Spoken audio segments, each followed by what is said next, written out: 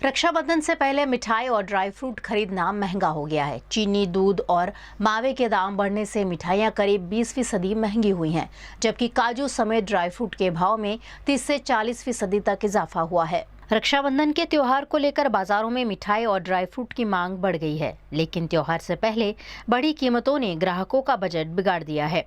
व्यापारियों के मुताबिक चीनी, दूध और मावे के दाम बढ़ने की वजह से मिठाइयों की कीमतों में करीब 20% तक की बढ़ोतरी हुई है। वहीं दूसरी ओर काजू समेत कई ड्राई फ्रूट के भाव में भी 30 से 40% तक का इजाफा दर्ज किया गया है।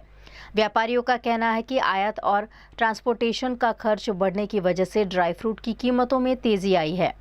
त्योहार के चलते मांग बढ़ी है, लेकिन बढ़े हुए दामों का सीधा असर अब ग्राहकों की जेब पर पड़ रहा है। व्यापारियों के अनुसार महंगाई के चलते लोगों की खरीदारी की क्षमता भी प्रभावित हुई है। ऐसे में रक्षाबंधन पर मिठाई और ड्राई फ्रूट खरीदने वाले ग्राहकों को इस बार ज्यादा कीमत चुकानी पड़ रही है। रक्षाबंधन ए भाई बहनना स्नेहनो प्रेमनो एक पर्व है, જેની અંદર ખાસ કરીને મીઠાઈ એમાં પેંડા, બરફી કે કાજુની બીજી મીઠાઈઓ એનું ચલણ વધારે હોય છે।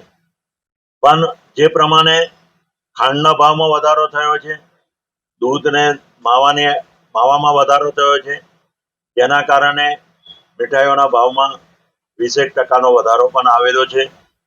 સાથે સાથે ડ્રાયફ્રૂટની વાત કરીએ તો કાજુ અને બીજી અન્ય ડ્રાયફ્રૂટ જે ઈરાન અને ઈરાક ને ઇઝરાયલ ને એ સાઈડ પરથી જે આવે છે, એ બધાનો રસ્તો જે બંધ થવાથી આજે ટ્રાન્સપોર્ટેશન મોંઘું પડતું હોય, એ ડ્રાયફ્રૂટની અંદર પણ સહેજે 30-40% ભાવ વધારો આવ્યો છે। જેના કારણે કાજુ અને કાજુની મીઠાઈઓ એમાં પણ સ્વાભાવિક રીતે ભાવમાં વધારો આવ્યો છે।